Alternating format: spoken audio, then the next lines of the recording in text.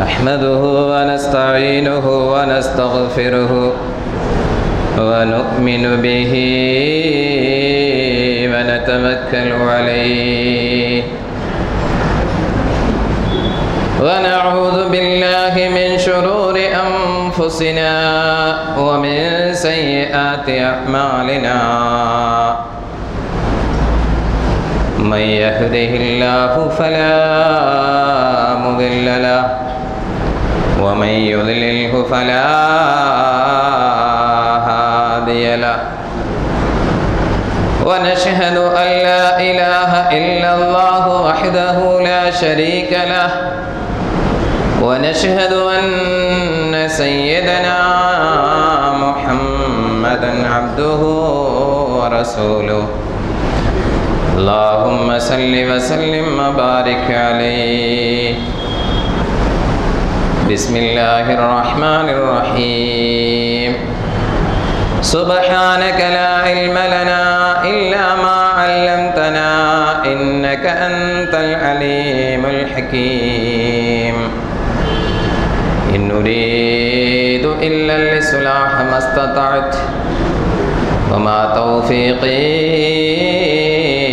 إلا بالله عليه توكلت وإليه أنيب رب اشرح لي صدري ويسر لي أمري واحلل عقدة من لساني يفقه قولي صدق الله مولانا العظيم. கண்ணியத்திற்கும் பெரும் மதிப்பிற்கும் மரியாதைக்கும் உரிய பெரியவர்களே, வாசத்திற்குரிய அருமையான சகோதரர்களே, வருங்கால இஸ்லாத்தினுடைய உயர்வு தாழ்வுகளுக்கு சொந்தக்காரர்களான இளைஞர் பெருமக்களே, எதிர்கால இஸ்லாத்தின் சந்ததிகளே, அல்லாஹ்வுடைய கிருபையும் நபிகள் நாயகம் ஸல்லல்லாஹு அலைஹி வஸல்லம் அவர்களுடைய அன்பும் ஷஃபாஅத்தும் புனித ஜும்மாவினுடைய அமல்களை நிறைவு செய்வதற்காக வேண்டி குழுமி இருக்கின்ற நம்மின் மீதும் நம்மை சார்ந்தவர்களின் மீதும் நாம் நேசிப்பவர்களின் மீதும் நம்மை நேசிப்பவர்களின் மீதும் என்றென்றும் உண்டாகட்டுமாக.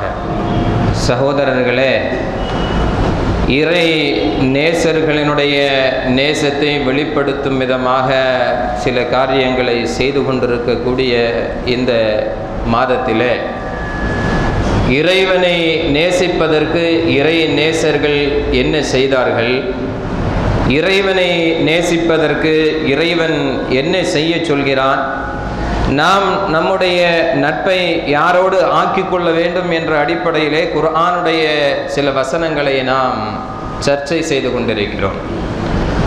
அல்லாஹு ரப்பல் இஸ்ஸத் சொன்னான், உங்களுடைய நட்பை குர்ஆனில் சொல்லப்பட்ட சிலர்களோடு ஆக்கிக் கொள்ளுங்கள். அப்படி ஆக்கிக் கொண்டால் வஹசுன உலாஇக ரஃபீகா, அந்த நண்பர்கள் சிறந்தவர்களாக ஆகிவிட்டார்கள். அல்லாஹ் குர்ஆனிலே சொன்ன இந்த கூட்டத்தினர்களோடு உங்களுடைய இணக்கத்தை நட்பை நீங்கள் ஏற்படுத்தி கொண்டால் அதுதான் சிறந்த நட்பு என்று குர்ஆன் சொல்கிறது. எனவே இறை நேசர்களை நாம் நேசிக்கிறோம் என்றால், இறைவனை நேசிக்கிறோம் என்று சொன்னால், நாம் யாரோடு நட்பு வைத்திருக்கிறோம், யாரோடு நம்முடைய பழக்க வழக்கங்களை ஏற்படுத்திக் கொள்கிறோம், யாரோடு நம்முடைய சுக துக்கங்களை பகிர்ந்து கொள்கிறோம் என்பதிலே நாம் கவனமாக இருக்க வேண்டும். இன்றைக்கு நட்பு தான் எல்லா விதமான நல்ல காரியங்களுக்கும் எல்லா விதமான தீய காரியங்களுக்கும் வழிவகுக்கிறது. நல்ல நட்பு என்று சொன்னால் நாளை மறுமையிலே அந்த நட்பு உனக்கு சிபாரிசு செய்யும் என்று குர்ஆன் சொல்கிறது. தீய நட்பு என்று சொன்னால் நாளை அந்த நட்பு மறுமையிலே மஹ்ஷரிலே உன்னை பழிக்கும் என்று குர்ஆன் சொல்கிறது. எனவே நாம் யாரோடு நட்பை ஏற்படுத்திக் கொண்டிருக்கிறோம் என்பது மட்டுமல்ல, எதிர்காலத்தில் நம்முடைய குழந்தைகள் நமக்கு பயனளிக்க வேண்டும் என்பதற்காக வேண்டி லட்சக்கணக்கான பணங்களை முடக்கி படிக்க வைப்பது மட்டுமல்ல சகோதரர்களே, அந்த குழந்தைகள் அந்த பிள்ளைகள் நாளை எதிர்காலத்தில் நமக்கு உலகத்திலும் ஆகிரத்திலும் பிரயோஜனமாக இருக்க வேண்டும் என்று சொன்னால் அவர்களோடு படித்துக் கொண்டிருப்பவர்களில் அவர்களுடைய சக நண்பர்களில் யாரோடு அவர்கள் அதிகம் நட்பு வைத்திருக்கிறார்கள் என்பதை கவனிக்க வேண்டிய விஷயம் மட்டுமல்ல. உமர் ரலியல்லாஹு தஆலா அன்ஹு அவர்கள் பெண்கள், தங்களுடைய வீட்டு பெண்கள், தங்களுடைய ஜமாஅத்து பெண்கள், தங்களுடைய நாட்டு பெண்கள், தங்களுடைய ஆட்சிக்கு உட்பட்ட பகுதியில் இருக்கக்கூடிய பெண்கள் யாரோடு நட்பு வைத்திருக்கிறார்கள் என்பதையும் ஒரு நாட்டினுடைய ஆளுநருக்கு கடிதம் அனுப்பி கவனிக்க சொல்லி இருக்கிறார்கள் என்று சொன்னால், இந்த மார்க்கத்தில் இந்த ஷரியத்தில் நட்பு என்பது எவ்வளவு மிக முக்கியத்துவம் வாய்ந்தது என்பதை நாம் அந்த கடிதத்தில் இருந்து உணர முடிகிறது. எனவே நம்முடைய மனைவியின் நண்பர்கள் யார் யார்? ஆண் நண்பர்கள் மார்க்கத்தில் இருக்கவே முடியாது. பாய் ஃப்ரெண்ட்ஸ்ங்கிறது மார்க்கத்தில் அனுமதிக்கவே முடியாது. அது மனைவியோ மக்களோ சகோதரியோ தாயோ யாராக இருக்கட்டும், ஆண் நண்பர்களுக்கு இந்த மார்க்கத்தில் இடமில்லை என்பதை நாம் திட்டவட்டமாக அறிவித்திருக்கிறோம். ஹதீஸும் குர்ஆனும் அதைத்தான் சொல்கிறது. ஆனால் மேற்கத்திய கலாச்சாரங்களை இறக்குமதி செய்துவிட்டு இந்தியாவை துண்டாட நினைக்கின்ற பாசிச சங்க பரிவார கும்பல்கள் கூட எதிர்க்கக்கூடிய காதலர் தினத்தை பர்தா அணிந்த முஸ்லிம் பெண்கள் பொக்கேயை வாங்கி சென்று மார்க்கம் அனுமதிக்காத கண்ட கைவர்களோடு பீச்சிலும் பார்க்கிலும் சுற்றித் திரியக்கூடிய ஒரு காலகட்டத்தில் தான் நாம் யாரோடு நம்முடைய குடும்பம் நட்பு வைத்திருக்க வேண்டும் என்பதை பற்றி பேசுகிறோம். எத்துணை இஸ்லாமிய இளைஞர்கள் காதலர் தினங்களுக்காக வேண்டி ரோஜா பூவை விலை கொடுத்து வாங்குகிறார்கள். எத்துணை இஸ்லாமிய பெண்கள் பர்தாவோடு சென்று ரோஜா பூவை வாங்கி காதலர் தினத்தை கொண்டாடி கொண்டிருக்கிறார்கள். சிவசேனா எதிர்க்கிறது, இந்து மகாசபா எதிர்க்கிறது, இந்து முன்னணி எதிர்க்கிறது. இதை ஆரம்பத்தில் கூடாது என்று சொன்ன இஸ்லாமியர்கள் யாரும் எதிர்க்க காணோம் என்பது மட்டுமல்ல, என்னுடைய குழந்தைக்கு இது மாதிரியான கலாச்சாரங்கள் கூடாது என்பதை போதித்து கொடுக்க பெற்றவர்கள் மறந்து விட்டார்களா அல்லது கண்டுகொள்ளாமல் இருக்கிறார்களா என்பதை பற்றி நாம் கவலைப்படுகிறோம் சகோதரர்களே. மிக வருத்தமாக இருக்கிறது, மிக கேவலமாக இருக்கிறது. ஹஜ்ஜுக்கு செல்வதாக இருந்தால் கூட மஹரமான ஆண்களோடு தான் செல்ல வேண்டும், திருமணம் முடிக்க கூடாத ஆண்களோடு தான் செல்ல வேண்டும் என்று இபாதத்திற்கு கூட மஹரமான ஆண் துணையை தேட சொன்ன இந்த மார்க்கத்தில் தான் அந்நிய ஆணவனோடு பைக்கினுடைய பில்லியனில் உட்கார்ந்து கட்டிப்பிடித்துக் கொண்டு பர்தா அணிந்த பெண்கள் செல்வது இந்த மார்க்கத்தினுடைய கலாச்சாரத்தையே ஷரியத்தையே கேள்விக்குள்ளாக்கி கொண்டிருக்கிறது. அப்படிப்பட்ட ஒரு காலகட்டத்தில் தான் நம்முடைய பிள்ளைகள் யாரோடு நட்பு வைத்திருக்கிறார்கள் என்பதை கவனிக்க வேண்டிய ஒரு சூழலிலே நாம் இருந்து கொண்டிருக்கிறோம். நம்முடைய பிள்ளைகளுடைய நட்பு சரியில்லை என்று சொன்னால் நாளை நம்முடைய எதிர்காலம் கேள்விக்குறியாகிவிடும். சகோதரர்களே, இன்றைக்கு எத்தனையோ பெற்றவர்கள் வருந்திக் கொண்டிருக்கிறார்கள், எத்தனையோ பெரியவர்கள் வருந்திக் கொண்டிருக்கிறார்கள். என்னுடைய பிள்ளைகளுடைய நட்பு சரியில்லாத காரணத்தினால் அவன் ஏடாகூடமான காரியங்களில் ஈடுபட்டு கொண்டு என்னுடைய எதிர்காலத்தையே கேள்விக்குறியாக்கி கொண்டிருக்கிறான். கோயம்புத்தூரிலே ஒரு மனைவி கணவனிடத்திலே டைவர்ஸ் கேட்கிறான். ஜமாஅத்திடத்திலே வருகிறது. என்ன காரணம் தெரியுமா? கணவனுடைய குடிகார நண்பன் சொன்னான், நேற்றைய தினம் பாரிலே அமர்ந்து கொண்டு உன்னுடைய 16 வயது மகளை 8000 ரூபாய்க்கு சக நண்பனுக்கு விலை பேசி இருக்கிறான். எனக்கு இனிமேல் அந்த கணவனோடு ஒட்டும் வேண்டாம், உறவும் வேண்டாம். அவன் குடித்துவிட்டு செய்யக்கூடிய எல்லா காரியங்களையும் நான் பொறுத்து கொண்டேன். அடித்தான், மிதித்தான், பேசினான், எல்லாவற்றையும் பொறுத்து கொண்டேன். ஆனால் என்னுடைய கர்ப்ப பாத்திரத்தில் உருவம் கொண்ட என்னுடைய மகளையே சக நண்பனுக்கு விலை பேசுகிறான். சகோதரர்களே, நட்பு சரியில்லை என்று சொன்னால் சந்ததிகள் வீணாக போய்விடும் என்பதற்கு ஒரு சிறந்த உதாரணம். என்னுடைய நண்பர் ஒருவர் சொன்னார், ஒரு ஆளு 5 நேரமும் பள்ளிக்கு வரக்கூடிய ஒரு வயசான ஒரு உப்பா. அவர் தன்னுடைய 2 மகன்களில் யாரோடு இருப்பது என்பதிலே 2 பேர்களுக்கும் சர்ச்சை.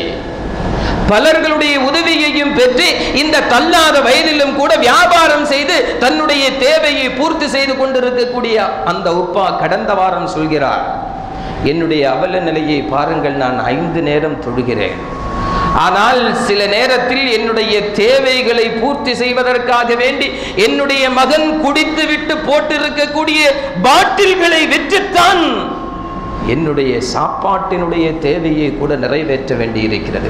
இவ்வளவு பெரிய அவலமான சூழல். எல்லா நேரத்திலும் சரியாக தொழுகையை நிறைவேற்றிக் கொண்டிருக்கக்கூடிய ஒரு உப்பாவினுடைய கண்ணீர் கதை. சகோதரர்கள், பிள்ளைகள் யாரோடு சேர்கிறார்கள் என்பதை நீங்கள் மிக கவனமாக கவனித்துக் கொள்ளுங்கள். இல்லை என்றால் கோயமுத்தூருக்கு செல்லுங்கள், நாகர்கோவிலில் இருக்கக்கூடிய மது அடிமை மறுவாழ்வு மையத்திற்கு செல்லுங்கள். எத்துணை முஸ்லிம்கள் போதையிலிருந்து விடுபடுவதற்காக வேண்டி தன்னுடைய மகன், தன்னுடைய கணவன், தன்னுடைய பிள்ளை போதையிலிருந்து விடுபட்டு தானும் சமூகத்தில் ஒரு நல்ல அந்தஸ்தோடு வாழ வேண்டும் என்பதற்காக வேண்டி போராடக்கூடிய தாய்க்குலங்களை, அங்கு கண்ணீர் வடித்துக் கொண்டிருக்கக்கூடிய தாய்க்குலங்களை பாருங்கள் சகோதரர்களே. எனவே கவனமாக இருக்க வேண்டும். நம்முடைய மகன் யாரோடு நட்பு கூடுகிறார், நம்முடைய மகளுடைய செல்போன்களில் இருக்கக்கூடிய நண்பர்களில் யார் யார் அவளுடைய நண்பர்கள், தன்னுடைய மனைவியினுடைய நட்பு வட்டம் எப்படி, தன்னுடைய தாயினுடைய நட்பு வட்டம் எப்படி, தன்னுடைய சகோதர சகோதரிகளின் நட்பு வட்டம் எப்படி, இந்த நட்பு வட்டத்தை சரியாக நீங்கள் தீர்மானித்துக் கொள்ளுங்கள். உங்களுடைய எதிர்காலத்தை நீங்கள் சரியாக தீர்மானித்துக் கொண்டிருக்கிறீர்கள். இந்த குரூப் ஸ்டடி என்ற பெயரிலே நம்முடைய வீட்டினுடைய பெட்ரூமில் நம்முடைய மகள் அந்நிய ஆண்களோடு படித்துக் கொண்டிருக்கிறாள் என்பதை நாம் அனுமதித்துக் கொண்டிருக்கிறோம். சில மாதங்கள் கழித்து அவள் படித்துக் கொண்டிருக்கிறாளா அல்லது வேறு காரியங்களில் ஈடுபட்டு கொண்டிருக்கிறாளா என்பதை வலைத்தளம் நமக்கு சொல்கிறது. விழுப்புரத்திலே கல்லூரி தோழர்களோடு குரூப் ஸ்டடிக்காக வேண்டி சென்ற ஒரு மாணவியை அவளுடைய இச்சையை தூண்டிவிட்டு பலாத்காரத்திற்கு உட்படுத்தி அதை படம் எடுத்து இன்டர்நெட்டிலே போட்டார்கள். மாணவி தற்கொலை செய்து கொண்ட சம்பவத்தை பத்திரிகையிலே படித்திருக்கிறோம். இப்படி 100 செய்திகள் வலைதளத்திலே பரவி கிடக்கிறது. நண்பர்களால் பாதிக்கப்பட்ட பெண்கள், நண்பர்களால் பாதிக்கப்பட்ட காதலிகள். சமீபத்தில் தான் எத்துணை செய்திகள் நம்மை சூழ்ந்து வந்து கொண்டிருக்கிறது. என்றைக்காவது சிந்தித்திருக்கிறோமா நம்முடைய மகனுடைய நட்பு வட்டம் எப்படி? அவர்கள் தொழுகையாளிகளா, அவர்கள் ஹலாலானவற்றை சாப்பிடக்கூடியவர்களா, அவர்கள் ஹராமை விட்டும் தவிர்த்து கொண்டிருப்பவர்களா? நம்முடைய மகள் ஹலாலான அடிப்படையில் தான் நட்பு வட்டத்தை அமைத்துக் கொண்டிருக்கிறாளா? இதையெல்லாம் சிந்திப்பதற்கு நமக்கு நேரமில்லை சகோதரர்களே. எங்காவது எவனோடு தலைமறைவாகி விட்டால் தான் அடுத்து யோசிக்கிறோம். அவள் யாரோடு படித்திருக்கிறாள், அவள் யாரோடு நட்பு பாராட்டி இருக்கிறாள், யாருடைய நண்பர்கள் வீட்டிற்கு செல்கிறோம் என்று எங்கெல்லாம் சென்று கொண்டிருக்கிறார்கள் என்பதை பல லட்சங்களை செலவு செய்து எல்லாம் இழந்ததற்கு பின்னால் தேர்வு செய்து கொண்டிருக்கிறோம். ஆனால் அதற்கு முன்னால் சில ஆயிரங்களை செலவு செய்வதற்கு, சில நேரங்களை ஒதுக்கி வைப்பதற்கு இந்த சமூகம் தயாராகவில்லை. ஆனால் சில பெற்றவர்கள் இதிலே மிக கவனமாக இருக்கிறார். ஒரு அண்ணன் சொன்னார், கலாச்சார பள்ளிக்கு வரக்கூடிய ஒரு அண்ணன், என்னுடைய மகனுக்கு நல்ல நட்பு வேண்டும், அவன் வெளியூரிலே படித்துக் கொண்டிருக்கிறான், அதற்காக வேண்டி ஒரு ஆளுமை ஏற்பாடு செய்து தாருங்கள்,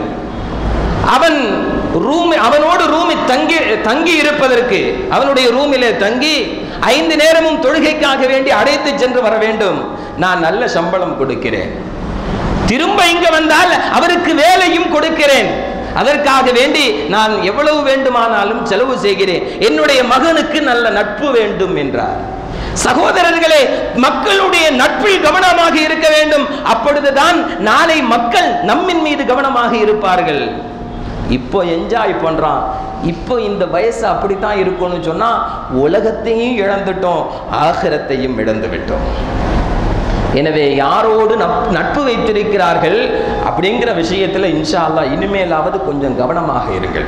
இது உங்களுக்காக, உலகத்தில் உங்களுக்காக, நாளை மறுமையில் உங்களுக்காக வேண்டி சொல்லப்படக்கூடிய விஷயம். ஏதோ பயான் என்ற அடிப்படையில் சூடேற்றுவதற்காக வேண்டி, மெருகேற்றுவதற்காக வேண்டி சொல்லப்படக்கூடிய விஷயங்கள் அல்ல. எதிர்காலம் கேள்விக்குறியாகி கொண்டிருக்கிறது. நம்முடைய குழந்தைகளுடைய மனசிலே ஆபாசங்கள், விதர்ப்பங்கள் கலாச்சார ரீதியாக விதைக்கப்பட்டு கொண்டிருக்கிறது. எனவே நம்முடைய எதிர்காலம் மானம் மரியாதையோடு இந்த சமூகத்தில் வாழ்வது மட்டுமல்ல, நம்முடைய பிள்ளைகளால் நமக்கு உலக ஆதாயமும் கிடைக்க வேண்டும் என்று சொன்னால் இதில் கவனமாக இருந்து கொள்ளுங்கள். வெறுமனே மணி மேக்கிங் மென்டாலிட்டியோடு வளர்க்கப்படக்கூடிய பிள்ளைகளிடத்திலே இன்றைக்கு ஒழுக்கம் இல்லை. கொள்ளையடிக்கப்படுகிறது பேங்கிலே, வீட்டிலே. திருடர்களுடைய படம் பத்திரிகையிலே வருகிறது. இன்ஜினியர்களும் சாப்ட்வேர் இன்ஜினியர்களும் கல்லூரியில் படித்துக் கொண்டிருப்பவர்கள். இன்றைக்கு எல்லோருக்கும் பணம் மட்டும்தான் வேண்டும். நம்முடைய பிள்ளைகளை படிக்க வைக்கிறோம், பணத்திற்காக வேண்டி மட்டுமே படிக்க வைக்கிறோம். எனவே அவர்களுக்கு பணம் தேவை அதிகரித்து விட்டது. எனவே ஒழுக்கம் சாராத கல்வியிலே அவர்கள் இன்றைக்கு வீழ்ந்து கொண்டிருக்கிறார்கள். நபிகள் நாயகம் ஸல்லல்லாஹு அலைஹி வஸல்லம் அவர்கள் சொன்னார்கள், மல்லா அதபலஹு வலா இல்மலஹு, எவனுக்கு ஒழுக்கம் இல்லையோ அவனுக்கு கல்வி இருந்து எந்த பிரயோஜனமும் இல்லை. ஒரு காலம் இருந்தது, படித்தவர்கள் என்றால் கண்ணியமானவர்கள். பெரியவங்க சொல்லுவாங்க, ஏன்பா நீ படிச்ச பையன் தானே, ஏன்பா இந்த மாதிரி ஒழுக்கக்கேடான காரியங்கள் உன்னிடத்தில் இருக்கலாமா? ஒரு காலத்தில் கேட்போம், நீ படித்தவன் தானே. இன்னைக்கு யாரிடத்திலும் கேட்க முடியாது. படித்தவர்கள் தான் ஹராமான காரியங்களை, திருட்டுக்களை, விபச்சாரத்தை எப்படி ஹைடெக்காக செய்ய வேண்டும் என்பதை நமக்கு சொல்லி தந்து கொண்டிருக்கிறார்கள். கேரளாவிலே சமீபத்திலே ஒரு திருடனை பிடித்தார்கள். ஹைடெக் திருடன். போலீசினுடைய கண்ணில் மண்ணை தூவிவிட்டு எப்படி திருடுவது என்பதை, ராணுவத்திலே இருந்தவன், பெண்டி சோர் என்பது அவனுடைய பெயர். அவனுடைய பெயரிலேயே கள்ளன் என்பதை சேர்த்துக் கொண்டிருக்கிறார்கள். சில மாநிலங்களுடைய போலீஸ் திணறி போனது. படித்தவர்கள் இன்றைக்கு அந்த படிப்பை வெறுமனே பணத்திற்காக வேண்டி மட்டுமே படிக்கக்கூடிய படிப்பு. என்னுடைய மகன் படிக்கிறான், படித்து சம்பாதித்து தருவான், பணத்திற்காக வேண்டி படிக்க வைக்கக்கூடிய படிப்பு. நாளை பணம் வந்தவுடன் எந்த பணத்திற்காக வேண்டி நீங்கள் அவனை படிக்க வைக்கிறீர்களோ அந்த பணத்திற்காக வேண்டி அவன் உங்களை ஒதுக்கி தள்ளிவிடுகிறான். சகோதரர்களே, படிப்பு என்பது சமூகம் சார்ந்ததாக இருக்க வேண்டும், சமூகத்திற்கு சேவை செய்யக்கூடியதாக இருக்க வேண்டும். சமூகத்திற்கு சேவை செய்வதற்காக வேண்டி நீங்கள் நம்முடைய பிள்ளைகளை படிக்க வைத்தால் அந்த பிள்ளைகள் சேவை மனப்பான்மையோடு நம்மையும் அரவணைத்துக் கொள்ளும். அவனிடத்திலே ஒழுக்கம் இருக்கும். எனவேதான் குர்ஆன் சொன்னது, நட்பினுடைய விஷயத்தில் நீங்கள் கவனமாக இருந்து கொள்ளுங்கள். இறைநேச செல்வர்கள் யாராக இருக்கட்டும், முஹியுத்தீன் அப்துல் காதர் ஜீலானி கத்தஸல்லாஹு சிர்ரஹுல் அஸீஸ், காஜா முஈனுத்தீன் சிஷ்தி கத்தஸல்லாஹு சிர்ரஹுல் அஸீஸ், இப்படி பண்ற எத்தனையோ இறைநேச செல்வர்கள், இவர்கள் எல்லாம் இறைவனோடு தங்களுடைய நட்பை ஏற்படுத்திக் கொண்டவர்கள்.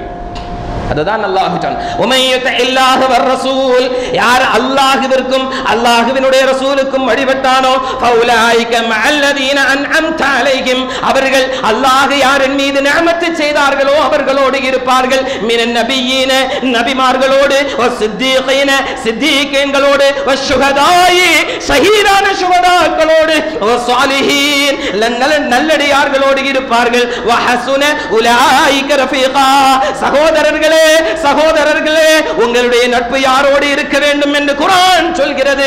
வஹஸுன உலாயிக ரஃபீகா, இந்த நட்பு தான் மிக அழகானவர்கள். இந்த நபிமார்கள், இந்த சித்தீகீன்கள், இந்த ஸாலிஹீன்கள், இந்த ஷுஹதாக்கள், இந்த அல்லாஹ், இந்த ரசூல், இவர்களோடு யாரை நட்பு ஏற்படுத்தி கொண்டார்களோ, இவர்களுடைய நட்பை யார் விரும்பினார்களோ, இவர்களோடு நட்பு வைக்க வேண்டும் என்பதற்காக வேண்டி யார் முயற்சி செய்தார்களோ, வஹஸுன உலாயிக ரஃபீகா தாலிகல் ஃபதுலு மினல்லாஹ், இது அல்லாஹ்வுடைய புறத்திலிருந்து கிடைக்கக்கூடிய அருள். நல்ல நண்பன் கிடைத்திருக்கிறானா உங்களுக்கு? தொழுகையாளியான, நல்ல இபாதத்தோடு ஹலால் ஹராமை பேணி நடக்கக்கூடிய ஒரு நண்பன் உங்களுக்கு கிடைத்திருக்கிறானா? சந்தோஷப்பட வேண்டும். பணக்கார நண்பன் அல்ல நண்பன், படித்த நண்பன் அல்ல நண்பன்.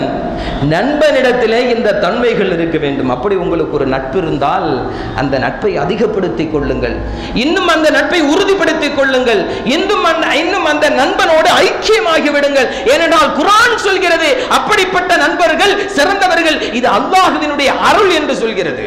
உனக்கு அல்லாஹ்வினுடைய அருள் பொருளாதாரம் அல்ல, கல்வி அல்ல, அரசாட்சி அல்ல, அதிகாரம் அல்ல, உனக்கு கிடைத்திருக்கக்கூடிய நல்ல நண்பன். இது குர்ஆன் சொல்கிறது. சகோதரர்களே, நபிகள் நாயகம் ஸல்லல்லாஹு அலைஹி வஸல்லம் அவர்களுக்கு அப்படி ஒரு நட்பை அல்லாஹ் ஏற்படுத்தி கொடுத்தான். சித்திக்குல் அக்பர் நாட்டிலிருந்து வெளியேறுகின்ற பொழுது சித்திக்கு ஒரு வருத்தம், எங்கே நம்மை விட்டு சென்று விடுவார்களோ. சித்திக் அந்த நட்பை இழப்பதற்கு தயாராக இல்லவே இல்லை. எனவே நான் ஒட்டகத்தில் ஏறி அமர்த்தியவுடன் சொன்னார்கள், நபியே, நட்பு என்னவானது, தோழமை என்னவானது? நீங்க போறீங்க சரி, தோழமையை விட்டுட்டு போறீங்களா மக்காவிலே? இப்படி உங்களுடைய எல்லா மார்க்க காரியங்களிலும் உங்களுக்காக வேண்டி அர்ப்பணிப்பதற்கு தயாராக இருக்கக்கூடிய ஒரு நண்பன் இருக்கிறானா? நல்ல விஷயத்தை உபதேசிக்கிறானா? நல்ல வழியை காட்டுகிறானா? நல்ல உபதேசங்களை உங்களுக்கு தருகிறானா? தொழுகையின் பக்கம் அழைக்கிறானா? ஹராமை விட்டும் தவிர்த்து கொள் என்று உன்னை எச்சரிக்கிறானா? அவனை நீ ஒதுக்கி விடாதே. தம் அடிக்கிறதுக்கு தடையாக இருப்பான், தண்ணி அடிக்கிறதுக்கு தடையாக இருப்பான், வரதட்சணை வாங்குவதற்கு தடையாக இருப்பான், வட்டி வாங்குவதற்கு தடையாக இருப்பான், அந்நிய பெண்களோடு ஆபாசமாக நீ பேசுவதை கண்டிப்பான். இதன் காரணமாக அவனை ஒதுக்கி விடாதே. இவன் அல்லாஹ்வினுடைய புறத்திலிருந்து உனக்கு கிடைத்திருக்கக்கூடிய ஒரு அருள், அவனை பயன்படுத்திக் கொள் என்று குர்ஆன் சொல்கிறது. சகோதரர்களே, அல்லாஹ் எல்லா நபிமார்களுக்கும் சில நண்பர்களை ஏற்படுத்தி கொடுத்திருக்கிறான். எனவே இறைநேசர்கள் என்று சொன்னால் இறைவனை நண்பனாக ஏற்றுக்கொண்டவர்கள். அதற்கு அல்லாஹ் நபிகள் நாயகம் ஸல்லல்லாஹு அலைஹி வஸல்லம் அவர்கள் சொன்னார்கள், ஹராம் உன்னுடைய இரத்தத்தில் இருக்கக்கூடாது, உன்னுடைய உடலில் இருக்கக்கூடாது, உன்னுடைய உடையில் இருக்கக்கூடாது, உன்னுடைய தொழிலில் இருக்கக்கூடாது, உன்னுடைய வீட்டில் உன்னுடைய குடும்பத்தில் ஹராம் இருக்கக்கூடாது. ஹராம் இல்லை என்று சொன்னால் அல்லாஹ்வோடு நீ நெருங்குவதற்கு, இணைப்பை ஏற்படுத்திக் கொள்வதற்கு அல்லாஹ் சொல்வான், இவன் என்னுடைய நண்பன். நீ சொல்றதில்லை, நீ சொல்றதில்லை. கலெக்டர் என்னோட படித்தவர், என்னோட கிளாஸ்மேட், என்னோட கொலீக், இதில் சொல்லிக் கொள்வதில் பெருமை அடைகிறோம். பச்சைமால் என்னுடைய சக நண்பர், முருகேசன் என் கூட ரியல் எஸ்டேட் பண்ணவர், இதை சொல்லிக் கொள்வதில் அல்ல பெருமை. சகோதரா, ஹராமான விஷயங்களை நீ தவிர்த்து கொண்டால் அல்லாஹ் சொல்கிறான், அவன் என்னுடைய நண்பன். அல்லாஹ் சொல்கிறான், இந்த நட்பை பெருமைப்படுத்தி மலாயிக்கத்துமார்களிடத்தில் சொல்கிறான், இந்த நட்பை பெருமைப்படுத்தி. எனவே அல்லாஹ்வோடு நட்பு பாராட்ட வேண்டும் என்று சொன்னால் செய்யலாமா? ஹராம் அறவே இருக்கக்கூடாது. ஹலாலாக சம்பாதித்தால் போதும் சகோதரர்களே, அதில் இருக்கக்கூடிய பரக்கத்து வேறு எதுவும் கிடையாது. இன்றைக்கு பொருளாதாரம் அதிகம் கிடைத்தவர்கள் எப்படியாவது கொஞ்சம் நிம்மதி வேணுங்கிறதுக்காக வேண்டி பணத்தை செலவு செய்து கொண்டிருக்கிறார்கள். நான் அடிக்கடி சொல்வதுண்டு, நாம் நிம்மதிக்காக வேண்டி பொருளாதாரத்தை தேடிக்கொண்டிருக்கிறோம். ஆக இரு புறங்களிலும் தேடல்கள் தான் நடக்கிறது. நிம்மதி என்பது ஏழைகள் நினைத்துக் கொண்டிருக்கிறார்கள், பணம் படைத்தால் கிடைத்துவிடும் என்று. பணம் படைத்தவர்கள் நினைத்துக் கொண்டிருக்கிறார்கள், பணம் கொடுத்தால் கிடைத்துவிடும் என்று. பணமோ ஏழ்மையோ வறுமையோ சங்கடமோ சந்தோஷமோ சகோதரர்களே, நிம்மதி என்பது அல்லாஹ் தருவது, அல்லாஹ்வினுடைய பொருத்தத்தில் இருக்கிறது. கோடிக்கணக்கான பணங்களை வைத்துக் கொண்டு நிம்மதியாக இருக்கலாம். முஹியுத்தீன் அப்துல் காதர் ஜீலானி கத்தஸல்லாஹு சிர்ரஹுல் அஸீஸ் அவர்கள் இருந்ததை போன்று நிம்மதியாக இருக்கலாம். என்ன செய்யணும்? அல்லாஹ்வினுடைய பொருத்தத்திற்காக வேண்டி எதையும் செய்ய வேண்டும். நம்முடைய எல்லா செயல்பாடுகளும் அல்லாஹ்வினுடைய பொருத்தத்தை மட்டுமே முன்னோக்கி இருக்க வேண்டும். அபூ ஹனீஃபா, இமாம் அபூ ஹனீஃபா, ஹனஃபி இமாம்னு சொல்றாங்களே, கோடிக்கணக்கான சொத்துக்களை சம்பாதித்து வைத்திருந்தவர்கள். இன்னும் சொல்ல போனால் தங்களுடைய டெண்டுகளுக்காக வேண்டி தங்க ஒளியை பயன்படுத்தியவர்கள். இவ்வளவு செல்வம் அவர்களிடத்தில் இருந்தது, ஆனால் நிம்மதியான வாழ்க்கை வாழ்ந்தார்கள். காரணம், அவர்களுடைய எல்லா செயல்பாடுகளும் அல்லாஹ்வை முன்னோக்கி இருந்தது. பிலால் ரலியல்லாஹு தஆலா அன்ஹு அவர்கள், ஏன் அஷ்ரஃபுல் ஹல்கி முஹம்மது முஸ்தபா ஸல்லல்லாஹு அலைஹி வஸல்லம் அவர்கள், இன்றைக்கு நம்முடைய வீட்டினுடைய பாத்ரூமே ஸ்பேசியஸா இருக்கணும். ரசூலினுடைய வீடு 8 முழம் அகலம் 10 முழம் நீளம் உள்ள ஒரு பேரீத்த மரத்தினுடைய ஓலையால் வேயப்பட்ட வீட்டில் உலக தலைவர்களுக்கே நிம்மதியை வாரி கொடுத்தார்கள். அது பொருளாதாரத்தில் அல்ல, விஞ்ஞானத்தில் அல்ல நிம்மதி. ராபர்ட் ஐன்ஸ்டீன் C=mc² என்ற அணு சித்தாந்தத்தை உலகத்திற்கு அறிமுகப்படுத்தி இன்றைய எல்லா அணு உலைகளுக்கும் அடித்தளமிட்டவன் சொன்னான், தன்னுடைய மனைவி இறந்ததற்கு பின்னால், I feel the comfort world. தன்னுடைய மனைவி தன்னுடைய உலக சுதந்திரத்திற்கு தடையாக இருந்தால், மனைவியினுடைய மையத்தை விழுந்ததுக்கு பின்னால சொன்னா என்ன சொன்னா, இப்ப நான் சுதந்திரமான விசாலமான உலகத்தை அனுபவிக்கிறேன் என்றான். ஆனால் 11 மனைவிமார்களோடு வாழ்ந்த நபிகள் நாயகம் ஸல்லல்லாஹு அலைஹி வஸல்லம் அவர்கள் உலகத்திற்கு மிகச்சிறந்த நிம்மதியான அமைதியான வாழ்க்கையை சொன்னார்கள் என்பதல்ல, வாழ்ந்து காட்டினார்கள். சகோதரர்களே, குடிசையினுடைய அளவு எவ்வளவு ரொம்ப நம்ம மனசுல நிறுத்த வேண்டிய விஷயம். ஏன்னா வீடு கட்டி தெருவுக்கு வந்துடும் இன்னைக்கு நிறைய பேர். இருக்கிறதுக்கு தானே வீடு, குடி இருக்கிறதுக்கு தானே வீடு. வீடு கட்டுறத ஒரு பெருமையாக நினைத்து கொண்டு லோன் வாங்கி இருக்கிறத எல்லாத்தையும் விட்டுட்டு வீடை கட்டிடுறோம். ஒரு ஆள் சொன்னாரு, அடுத்த மெயின்டெனன்ஸுக்கு பெயிண்ட் அடிக்கிறதுக்கு கூட வட்டிக்கு கடன் வாங்க வேண்டி இருக்கிறது. ரசூலினுடைய வீடு, நம்முடைய அஷ்ரஃபுல் ஹல்கி முஹம்மது முஸ்தபா ஸல்லல்லாஹு அலைஹி வஸல்லம் அவர்களுடைய வீடு 8 முழம் அகலம். சொல்லுங்க, 8 முழம் அகலம், 10 முழம் நீளம். இத மனசுல அப்படியே பதிச்சுக்கோங்க. அடுத்து இன்ஷா அல்லாஹ் வீடு கட்டினால் தேவைக்கு கட்ட வேண்டும். நபிகள் நாயகம் ஸல்லல்லாஹு அலைஹி வஸல்லம் அவர்கள் சொன்னார்கள், ஒரு மூமினுக்கு இருப்பதற்கு வசிப்பிடம், செய்வதற்கு ஒரு தொழில், ஒரு மீடியமான நல்ல வாகனம், ரோல்ஸ் ராய்ஸ் தான் வாங்கணும், பென்ஸ் தான் வாங்கணும், BMW தான் வாங்கணும் அப்படிங்கிற லட்சியம் எல்லாம் இருந்தால் சகோதரர்களே, வாழ்க்கையில் நிம்மதி இருக்காது, அமைதி இருக்காது. உலகத்திலே பொருளாதாரத்தை தேடுகிறோம் நிம்மதிக்காக வேண்டி, நிம்மதிக்காக வேண்டி பொருளாதாரத்தை இழக்கிறோம். ஆக இந்த 2 விஷயத்திலையும் நிம்மதி இல்லைங்கிறத நாம விளங்கிக்கணும். ஆனால் இறைநேச செல்வர்கள் எப்படி அமைத்துக் கொண்டார்கள் தெரியுமா? அவர்களில் பணம் படைத்தவர்களும் உண்டு, அவர்களில் ஃபக்கீர்களும் உண்டு. ஒன்றுமே இல்லாமல் மக்கள் கொடுக்கக்கூடிய சதக்காக்களில் வாழ்க்கை கடித்தவர்களும் உண்டு. ஆனால் அவர்களுடைய வாழ்க்கையில் நிம்மதி இருந்தது. அவர்களுடைய எல்லா செயல்பாடுகளும் அல்லாஹ்வினுடைய பொருத்தத்தை முன்னோக்கி இருந்தது. அல்லாஹுவை நண்பனாக ஏற்றுக்கொண்டால், அல்லாஹுவை நண்பனாக ஏற்றுக்கொண்டால் இன்ஷா அல்லாஹ் நாமும் கலாச்சார பள்ளிக்கு ஜும்மாவிற்கு வரக்கூடிய ஆயிரக்கணக்கான சகோதரர்களே, உறுதியிட்டு சொல்கிறேன், நாமும் இறைநேசர்கள் தான். அதுக்கு என்ன செய்யணும்? ஹராமான விஷயங்களை தவிர்த்து கொள்ள வேண்டும். ஹலாலான சம்பாதியத்திலே அல்லாஹ் பரக்கத்து கொடுப்பான். நபிகள் நாயகம் ஸல்லல்லாஹு அலைஹி வஸல்லம் அவர்கள் சொன்னார்கள், அல்லாஹும்ம பாரிக் அலா புகூரிஹா, யா அல்லாஹ் இந்த சமுதாயத்திற்கு அதிகாலையை நீ பரக்கத்து செய்ததாக ஆக்கு. ஹலாலான சம்பாத்தியம் தான். சுபஹ் தொழுத உடனே அதற்காக வேண்டி வெளியேறி செல்லுங்கள், அல்லாஹ் உங்களுடைய பொருளாதாரத்தை வளரச் செய்வான். நோக்கம் என்னவா இருக்கணும்? சம்பாதிச்சு வீடு கட்டணும், சொத்து வாங்கணும், மற்றவர்களோடு போட்டி போட வேண்டும் என்பதல்ல. எனக்கு பரக்கத்து கிடைத்தால் நான் நிறைய பேர்களுக்கு சதக்கா செய்வேன், சக்காத்து கொடுப்பேன் அப்படிங்கிற நியத்தில். இந்த ஹதீஸை அறிவிக்கக்கூடிய ராவி, இந்த ஹதீஸை நமக்கு அறிவிப்பு செய்யக்கூடிய அறிவிப்பாளர் ஒரே ஒரு வருஷத்துல மதீனாவிலே கோடீஸ்வரராக மாறிவிட்டார். ஆதாரபூர்வமான ஹதீஸ் இது. இந்த ஹதீஸ் அறிவிப்பு செய்கிறார் அறிவிப்பாளர், அவர் திடீரென பெரும் பணக்காரராக பெரும் வசதி படைத்தவராக ஆகிவிட்டார். சஹாபிகள் போய் கேட்டாங்க, என்ன உங்களுடைய வியாபார யுக்தி தான் என்ன? திடீரென பணம் வருது. நாம என்ன சொல்லுவோம்? ஏதோ எவனுக்கோ ஒருத்தனுக்கு பினாமி ஆயிட்டான், எங்கிருந்தோ அடிச்சு கொண்டு வந்துட்டான். அப்படிதான் உலகத்திலே நிறைய பணம் வருகிறது என்று சொன்னால் ஏதோ ஒரு இல்லீகல் கான்ட்ராக்ட் அவனுக்கு இருக்கிறது என்பதை நாம் முடிவு செய்து கொள்கிறோம். இப்போ திடீர்னு இந்த சஹாபிக்கு பணம் பெருகியவுடன் எல்லோரும் வந்து கேட்டார்கள், என்ன திடீர்னு இவ்வளவு பெரிய சொத்து செல்வம்? அவர் சொன்னார், இந்த ஹதீஸை நான் நடைமுறைப்படுத்தினேன்.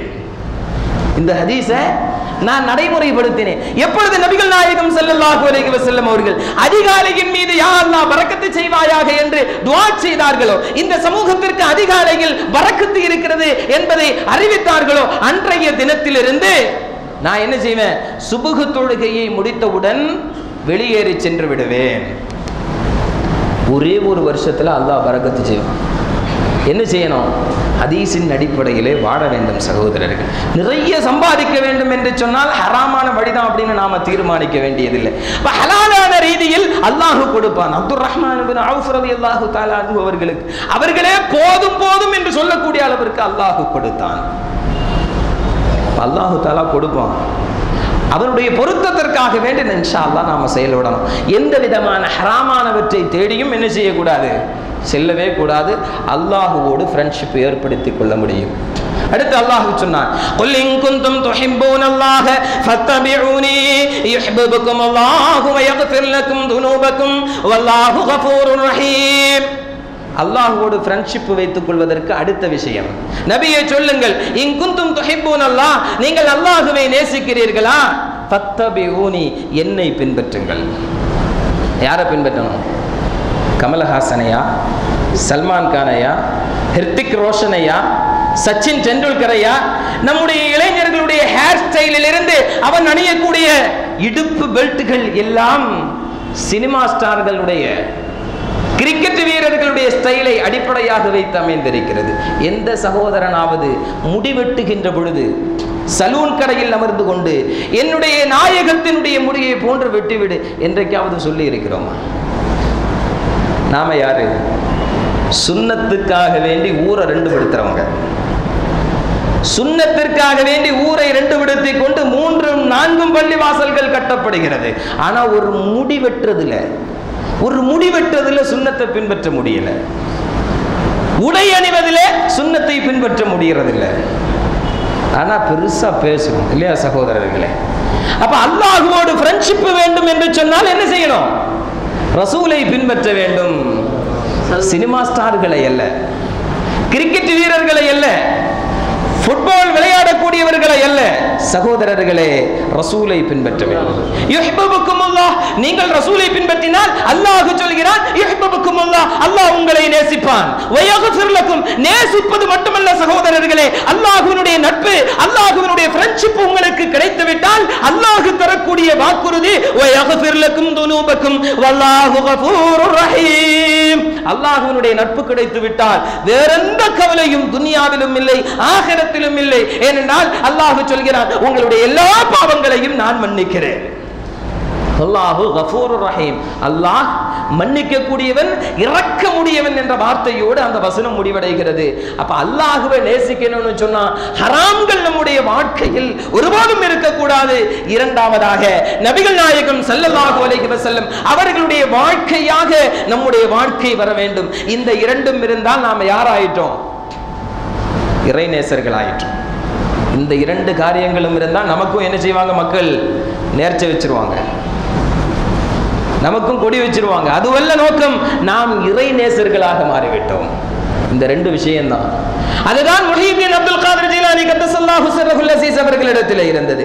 அதுதான் காஜா முஈனுத்தீன் சிஸ்தி கத்தஸல்லாஹு சிர்ரஹுல் அஸீஸ் அவர்களிடத்தில் இருந்தது. அதுதான் இன்ன பிற இறைநேச செல்வர்கள் என்று நாம் சொல்லிக் கொண்டிருக்கக்கூடிய அனைவர்களுடைய வாழ்க்கையிலும் அதுதான் இருந்தது. ஒரு விஷயத்தை நான் இடையில ஞாபகப்படுத்துறேன். இறைநேசர்களை நேசிக்கிறோம்னு சொல்றோம், ரசூலுல்லாஹ்வை நேசிக்கிறோம்னு சொல்றோம், அல்லாஹ்வோடு நெருங்குவதுதான் நம்முடைய நோக்கம் என்று சொல்கிறோம். ஆனால் அல்லாஹ் சொன்ன காரியங்களை செய்யாமல் நபிகள் நாயகம் ஸல்லல்லாஹு அலைஹி வஸல்லம் அவர்களுடைய வாழ்க்கையை பின்பற்றாமல் அந்த இறைநேச செல்வர்கள் எதை செய்தார்களோ அதை செய்யாமல் நாம எப்படி நான் சுன்னத்து ஜமாத்துன்னு சொல்ல முடியும்? நான் எப்படி என்னை தௌஹீத் ஜமாத் என்று சொல்ல முடியும்? வேண்டுமானால் மெம்பர்ஷிப் இருக்கலாம், மஹல்லாக்களில் உங்களுக்கு மெம்பர்ஷிப் இருக்கலாம், அல்லாஹ்வினுடைய பட்டியலிலே உங்களுடைய பெயர் இருக்காது. உங்களுடைய ஊரினுடைய சுன்னத்து ஜமாத் மஹல்லாவினுடைய நிக்காஹ் ரெஜிஸ்டரில் அல்லது அங்குள்ள பதிவு புத்தகங்களில் உங்களுடைய பெயர் இருக்கலாம், உங்களுக்கு வாக்குரிமை இருக்கலாம், உங்களுக்காக வேண்டி அங்குள்ள ஹத்தீப் வரலாம், நீங்கள் மரணித்தால் அங்கே அடக்கப்படலாம். அல்லாஹ்வினுடைய பட்டியலில் உங்களுடைய பெயர் சுன்னத்து ஜமாத் பட்டியலோடு இருக்காது, அல்லது தௌஹீத் ஜமாத்தினுடைய பட்டியலோடு இருக்காது. நாம என்ன செய்யணும்? வாழ வேண்டும் சகோதரர்களே. இன்றைக்கு இருக்கக்கூடிய எல்லா ஜமாத்தார்களும் அந்தந்த ஊர்ல அடங்கப்பட்டிருக்கக்கூடிய இறை நேசர்களுக்கு சொந்தம் கொண்டாடி கொண்டிருக்கிறார்.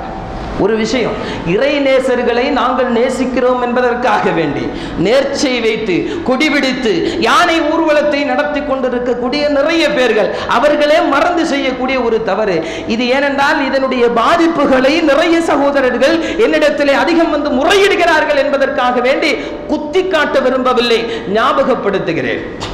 கன்னியாகுமரி மாவட்டத்தில் அடங்கப்பட்டிருக்கக்கூடிய எல்லா ஊர்களிலும் ஏதாவது ஒரு கபரிஸ்தான் இருக்கும். எல்லா ஊர்களிலும், மிக குறைந்த ஊர்களில் இருக்காது. அடங்கப்பட்டு இருக்கக்கூடிய எல்லா இறை நேசர்களும் அந்தந்த ஜமாத்தை சார்ந்தவர்களா? சொல்லுங்க பாப்போம். எல்லா இறை நேசர்களும், அது கோட்டாரிலிருந்து பட்டணம் வரையிலும், இங்கிருந்து கடைசி கடலோரம் வரையிலும் அடங்கப்பட்டு இருக்கக்கூடிய இறைநேச செல்வர்கள், அவுலியாக்கள் அந்தந்த ஊர்காரங்களா?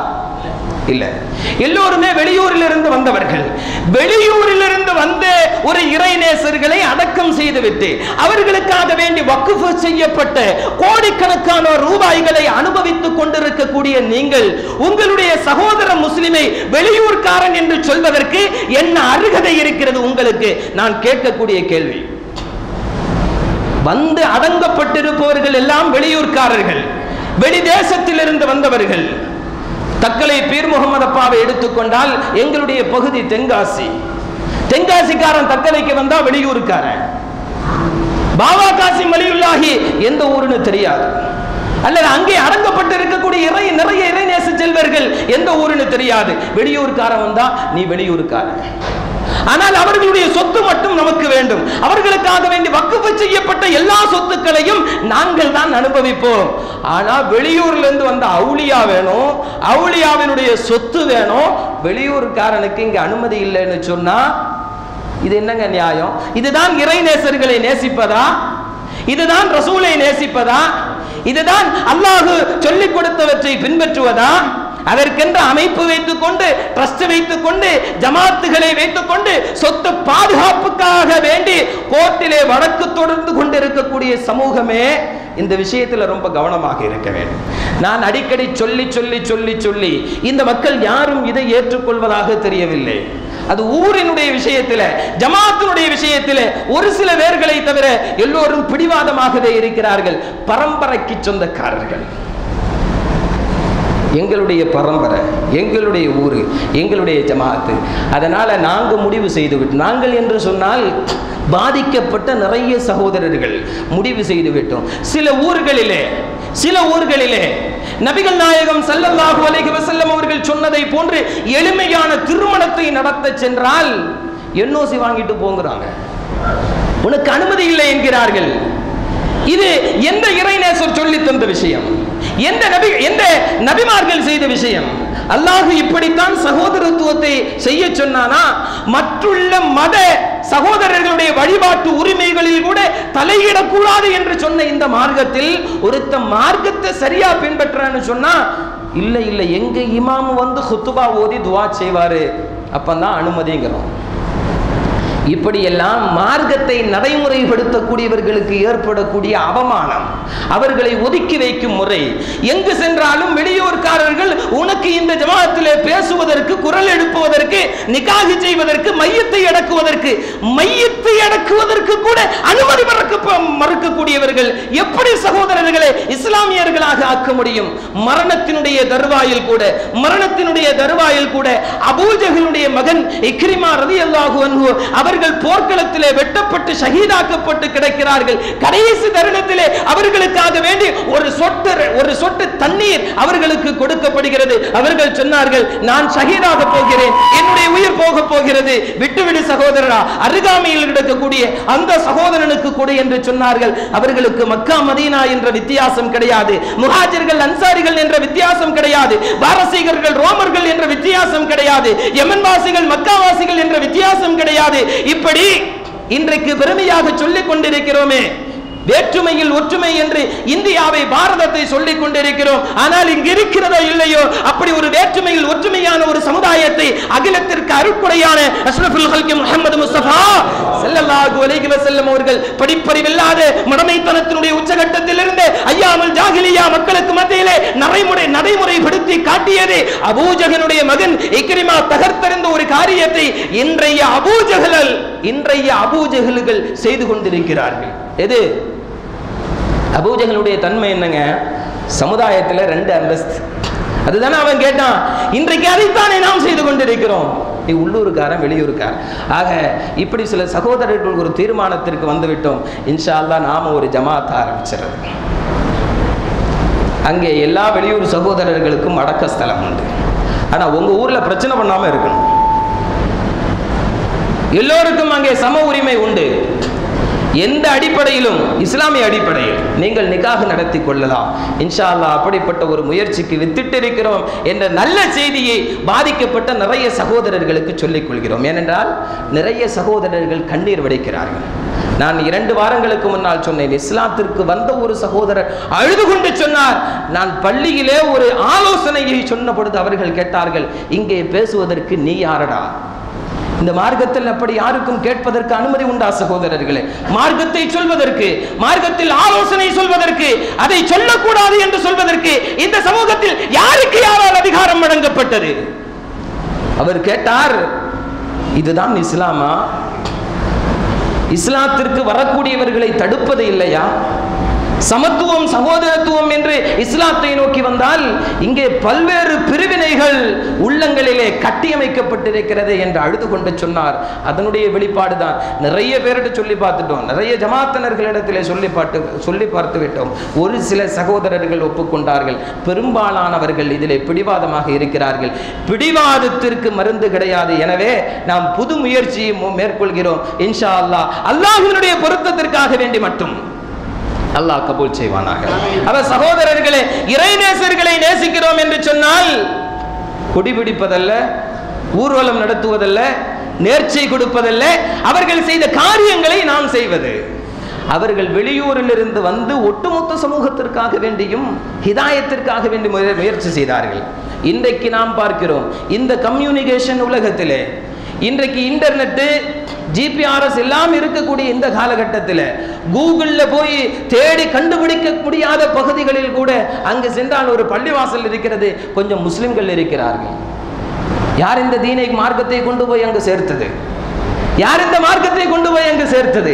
தப்லீக் சகோதரர்கள், பட்டு தொட்டிகளுக்கு செல்லக்கூடிய தப்லீக் சகோதரர்களுக்கு தெரியும், நாம் கனவில் கண்டு பார்க்க முடியாத, மின் இணைப்புகள் இல்லாத, டெலிபோன் கனெக்ஷன்கள் இல்லாத பகுதியில் கூட இந்த மார்க்கம் சென்றிருக்கிறது. பல நூற்றாண்டுகளுக்கு முன்னால் யாரு? சுன்னத் ஜமாத்தினுடைய தலைவர் கொண்டு போனாரா? தௌஹீத் ஜமாத்தினுடைய தலைவர் கொண்டு போனாரா? 25 ஆண்டுகளாக இந்த சமூகத்தில் புரட்சியை விதைக்கிறோம் என்று சொன்னவர்கள் எத்தனை ஊர்ல இஸ்லாத்தை பிளவுபடுத்தி இருக்கோம், எத்தனை ஊர்ல இஸ்லாத்தை கொண்டு போய் சேர்த்திருக்கிறோம். ஆனால் எந்தவித அடிப்படை தொண்டர்களும் எந்தவித இயக்கவாதிகளும் இல்லாத மிக பின்தங்கிய கிராமங்களில் கூட இந்த மார்க்கத்தை கொண்டு போய் சேர்த்தவர்கள் யாரு? இறை நேசர்கள். எதற்காக வேண்டி செய்தார்கள்? இயக்கத்தை வளர்ப்பதற்காக வேண்டி அல்ல, இறைவனுடைய நேசத்தை மட்டுமே நோக்கமாக கொண்டு அதை செய்து முடித்தார்கள். ஆனால் இன்னைக்கு மக்கள் செய்யக்கூடிய சில பிதஅத்துகளை வைத்துக் கொண்டு இறை நேசர்களை விமர்சித்துக் கொண்டிருக்கிறோம். அவர்களை விமர்சிப்பதற்கு எந்த தகுதியும் நமக்கு கிடையாது. ஒரு பயணத்தின் மூலம் 90 லட்சம் பேரை இஸ்லாத்திற்கு கொண்டு வந்தார்கள். ஹாஜா முஹைனுத்தீன் சிஷ்தி கத்தஸல்லாஹு ஸரஹுல் அஸீஸ். யாரால் செய்ய முடிந்தது? முஹீதீன் அப்துல் காதிர் ஜீலானி அவர்கள் பாரசீகத்தினுடைய பல பகுதிகளிலே இந்த மார்க்கத்தை கொண்டு போய் சேர்த்தார்கள். அவர்களை விமர்சிப்பதற்கு ஒன்றும் நமக்கு தகுதி கிடையாது. ஏனென்றால் அல்லாஹ்வினுடைய பொருத்தத்திற்காக வேண்டி தங்களுடைய வாழ்க்கையை அமைத்துக் கொண்ட இறைநேசர்கள். ஆனால் அவர்களின் பெயரால் அவர்கள் சொல்லாத பல சம்பிரதாயங்களை, சில பிதஅத்துகளை வைத்துக் கொண்டு நாம் இன்னைக்கு செயல்பட்டு கொண்டிருக்கிறோம். இறைநேசர்களை நேசிக்கிறோம் என்று அவர்களுடைய பதுவாவிற்கு, அவர்களுடைய சாபத்திற்கு உண்டான எத்தனையோ காரியங்களை நாம் இன்னைக்கு செய்து கொண்டிருக்கிறோம். சகோதரர்களே, இறைநேசர்கள் என்பவர்கள் இறைவனோடு நட்பு பாராட்டியவர்கள். இறைவனோடு நட்பு பாராட்டுவதுதான் உலகத்திற்கும் மறுமைக்கும் சிறந்தது. உலக வாழ்க்கையிலும் நிம்மதி, அமைதி, சந்தோஷம். நாளை மறுமையில் மஹ்ஷரில் எந்தவித திடுக்கமும், எந்தவித நடுக்கமும், எந்தவித சஞ்சலமும், எந்தவித சச்சரவும் இல்லாத ஒரு வாழ்க்கை வேண்டுமா?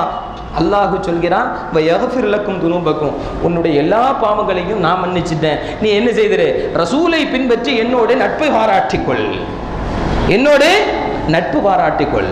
அதுதான் இறைநேசர்கள் செய்தது.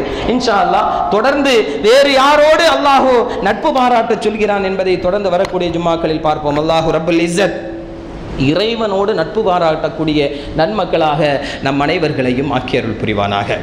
சகோதரர்களே, கடந்த வாரங்களிலே மிகப்பெரிய சர்ச்சையை ஏற்படுத்திய ஒரு செய்தி அப்சல் குருவினுடைய தூக்கு தண்டனை.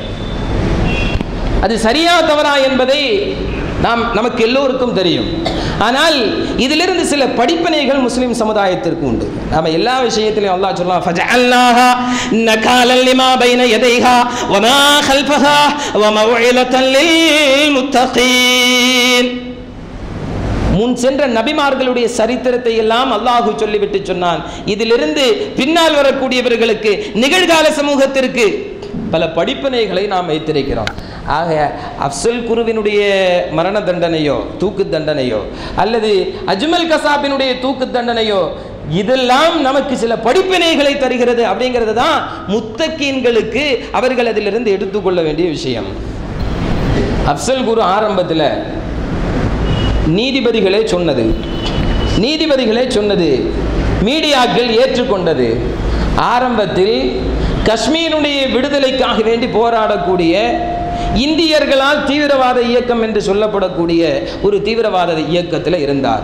இந்தியர்களால், எல்லா இந்தியர்களாலும் அல்ல, வகுப்புவாதிகளால் தீவிரவாதம் என்று சொல்லப்படக்கூடிய ஒரு அமைப்பில் அவர் இருந்தார்.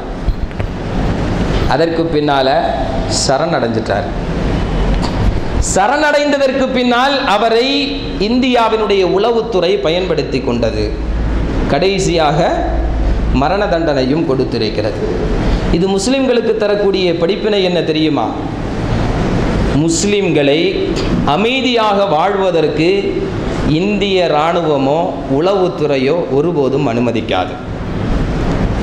ஏனென்றால் இன்னைக்கும் அந்த வழக்கிலே தொடர்புடையவர்கள், அது புனையப்பட்டது என்பது எல்லோரும் தெரிந்த விஷயம். மீடியாக்களில் ஒரு சில மீடியாக்கள் வேண்டுமானால் அதை போக்கஸ் செய்து கொண்டிருக்கலாம். அந்த சம்பவம் என்பது பாராளுமன்ற தாக்குதல் என்பது அது உருவாக்கப்பட்டது என்பதே நிறைய பத்திரிகை விமர்சகர்கள் இன்றைக்கு சொல்லிக் கொண்டிருக்கிறார்கள். அதிலே தொடர்புடையவர்கள், ஜெய்ஷ் இ முகமது இயக்கத்தை சார்ந்தவர்கள் இன்று பாகிஸ்தானிலும் ஆப்கானிஸ்தானத்திலும் இன்றைக்கும் உயிரோடு இருந்து கொண்டிருக்கிறார்கள்.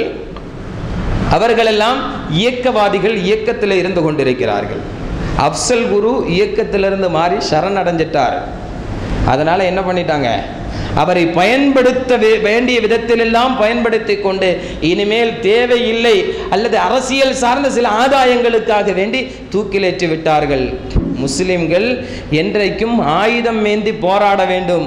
ஆயுதம் ஏந்தி போராடுவதை முஸ்லிம்கள் விட்டுவிட்டால் என்ன செய்வோம், நாங்களே உங்களை தூக்கில் போட்டுருவோம் அப்படிங்கிற ஒரு விஷயத்தை இஸ்லாமியர்களுக்கு உணர்த்துகிறார்கள். இது மட்டுமல்ல, ஹேமந்த் கார்கரே என்ற ஒரு அதிகாரியை சுட்டுக் கொண்டார்கள். இந்தியாவில் நடந்த குண்டுவெடிப்புகளுக்கெல்லாம் யார் காரணம் என்பதை தன்னுடைய நியாயமான விசாரணையின் மூலம் உலகத்திற்கு அறிமுகப்படுத்திய பொழுது பல சாமியார்கள், இமாம்கள் எல்லாம் இங்கே குண்டு வெடிப்புகளை நிகழ்த்துவது, மக்கா மஸ்ஜிதிலும் அஜ்மீரிலும் சம்ஜௌதா எக்ஸ்பிரஸிலும் இங்கு நடந்த குண்டு வெடிப்புகளை எல்லாம் தலைப்பாகை அணிந்து தாடி வைத்து இமாம்கள் எல்லாம் உருவாக்கியது.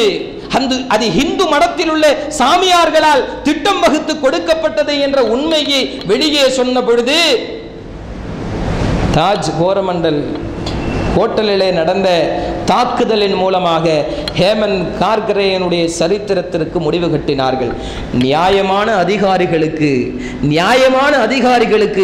இந்தியாவில் உயிரோடு வாழ்வதற்கு இடமில்லை என்பதையும் ஒரு படிப்பினையாக நமக்கு சொல்லித் தந்திருக்கிறார்கள்.